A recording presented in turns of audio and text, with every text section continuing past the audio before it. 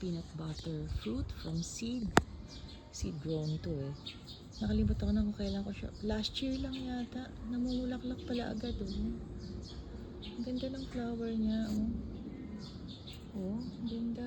Ang ganda ng flower niya. Ito pa oh. Ang ganda. Ang ganda niya. Ito pa siya. Ang dami niyang flower. And then here pa.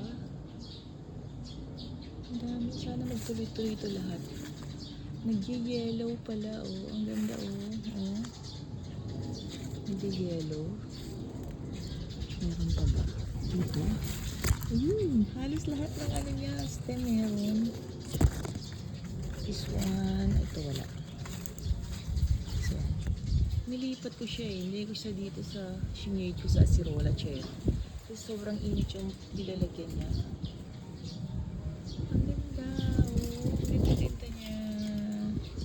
Nice. That's it. That's my peanut butter fruit plant tree.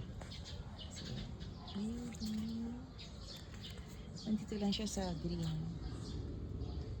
container. Nilalagyan ko siya ng ganito para maging mulch at the same time magiging ano na rin siya, magiging fertilizer. Ito rin oh. Ito ko tatanim ko lang nito red guapol pero wala pa siyang sign of new growth. Buti pa itong si guapol meron na. Katabi pa ng kamatis. So yan, and then may calamansi. Look at my calamansi. Ang dami niyang flower. Nandito lang din siya sa container ng recycled. So yun o. So, ito black coco plum to eh. Wala pa siyang flower. That's it.